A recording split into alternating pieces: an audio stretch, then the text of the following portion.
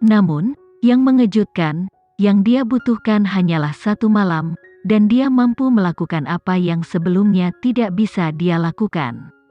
Jadi para kru menyadari, mereka tidak akan pernah bisa menilai Alexa masa depan berdasarkan Alexa saat ini.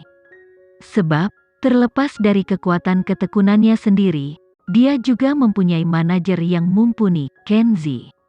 Tuan Atala terus berada di lokasi syuting. Setelah identitasnya terungkap, dia akan muncul di lokasi syuting dengan mengenakan pakaian tradisional sambil melambaikan kipasnya, dan memberikan petunjuk kepada Alexa dalam aktingnya. Melihat Alexa benar-benar asyik dengan aktingnya, Tuan Atala menjadi semakin senang. Seseorang dapat melakukan suatu tindakan untuk sementara waktu, tetapi sulit untuk mempertahankannya seumur hidup. Jadi, Tuan Atala mulai mengakui bahwa Alexa menghadapi dunia dengan jati dirinya. Dia sangat senang dengan cara dia menangani masalah. Dia cepat, efisien, dan mengakhiri semuanya dengan rapi. Menghadapi godaan Tristan, dia tetap bersikap dingin dan menjaga jarak. Ini membuktikan bahwa dia selalu menempatkan Kenzie di posisi nomor 1. 1 bulan setelah The Lost Relative mulai syuting ulang, mereka akhirnya mengejar kemajuan mereka sebelumnya. Tentu saja, peran Nagita diambil alih oleh pendatang baru. Karena dia masih baru, dia telah menjalani pelatihan ketat yang mengajarinya untuk berhati-hati terhadap orang lain. Sebagai hasilnya, dia sangat sopan terhadap Alexa. Hari itu, Kenzie menyelesaikan pekerjaannya lebih awal dan tiba di lokasi syuting The Lost Relative tanpa memberitahu siapapun sebelumnya. Tristan belum pernah melihat Kenzie sebelumnya, jadi dia tidak tahu bahwa dia adalah suami Alexa. Melihat tatapan Kenzie terfokus pada Alexa, Tristan mendekatinya dan bertanya, "Bisakah kamu berbicara bahasa Inggris?" Tentu saja, Kenzie tersenyum. Faktanya, pengucapannya bahkan lebih akurat dibandingkan Tristan. "Apakah kamu tertarik padanya?" Tristan bertanya sambil menunjuk Alexa, "Biar ku beritahu padamu, jangan buang waktumu. Dia sudah menjadi milikku. Lebih baik jika kamu tidak bersaing untuk sesuatu yang sudah aku incar." "Ah, benarkah?" Kenzie mengangkat alisnya. "Apakah dia sudah setuju menjadi pacarmu?"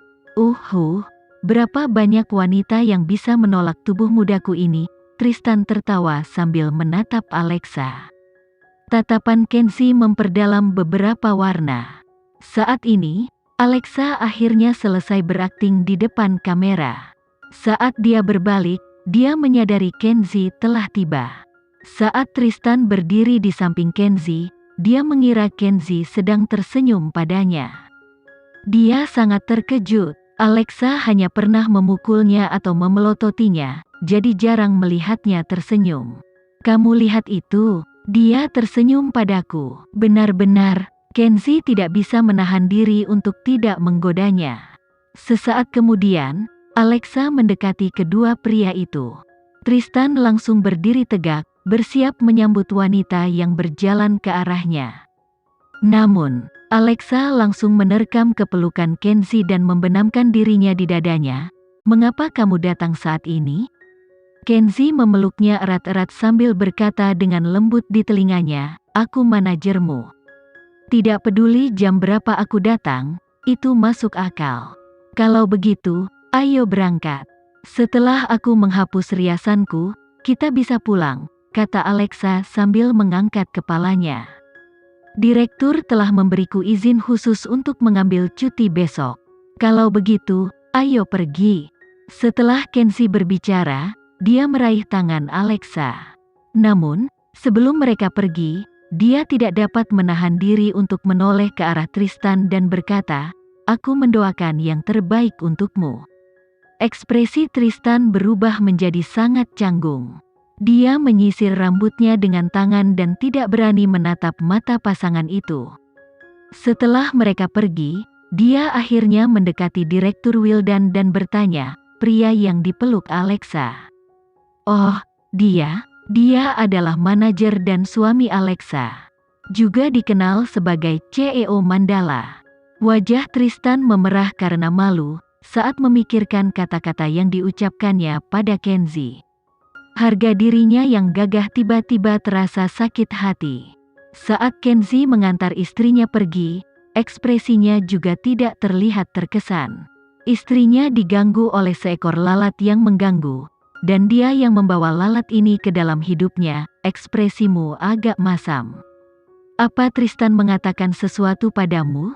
Alexa naik ke mobil dan tidak bisa menahan tawa ketika dia melihat ekspresi Kenzie. Jangan khawatir, jika dia berani menindas suamiku, aku akan mencari cara untuk memberinya pelajaran.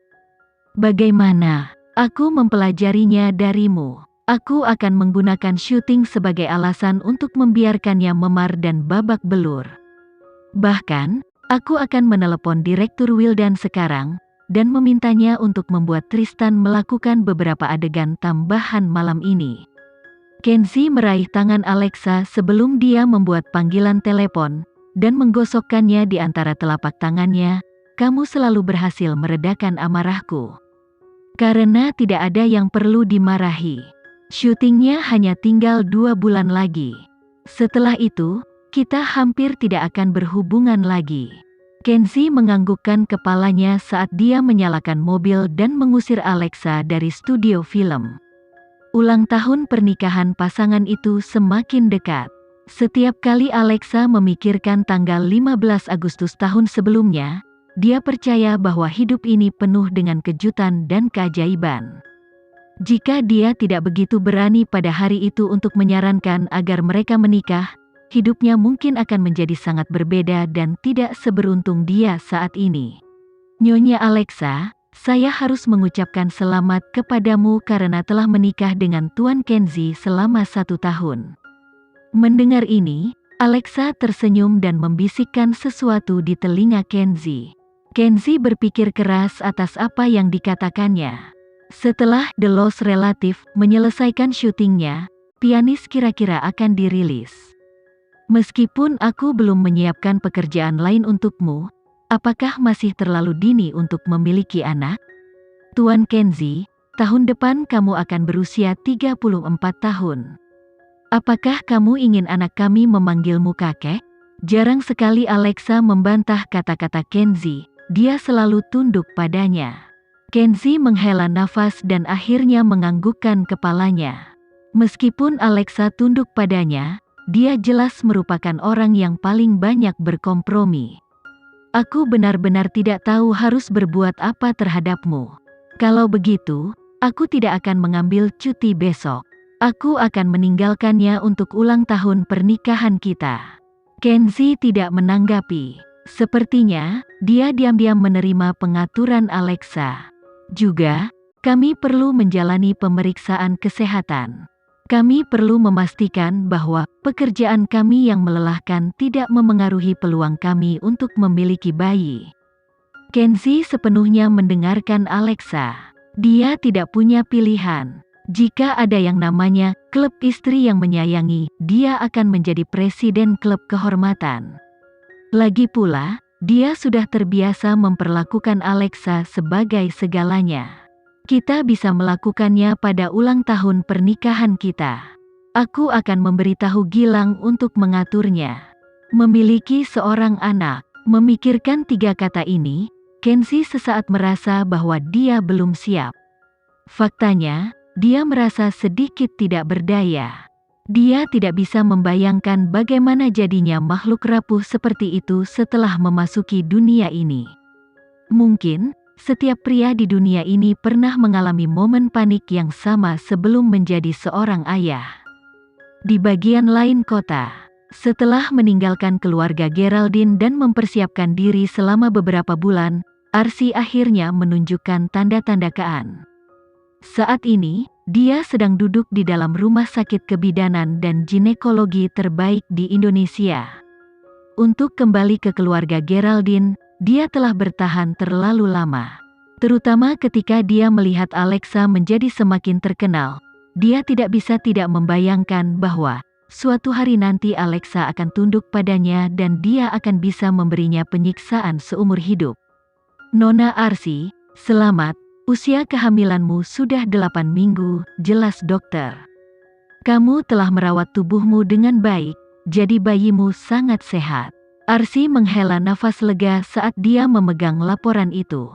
Dia kemudian bertanya kepada perawat itu dengan tidak sabar, apakah saya sudah bisa mengetahui jenis kelamin anak saya? Yah, dokter memandang Arsy dengan ekspresi terkejut dan menggelengkan kepalanya. Memang ada teknologi yang dapat melakukan itu dalam 8 minggu, tetapi rumah sakit kami tidak memiliki akses ke sana. Jadi, paling cepat adalah 20 minggu sebelum kita dapat menentukan jenis kelaminnya. Sekian dulu ya video kali ini. Kita lanjutkan lagi videonya di lain waktu. Oh iya, bagaimana menurut kalian? Semoga bisa sedikit menghibur kalian semua. Untuk teman-teman yang baru nonton, jangan lupa subscribe ya, hehehe. Dan kalau teman-teman ada yang ingin gabung langganan, bisa langsung gabung saja untuk dapat fitur yang menarik dan sedikit membantu Mimin.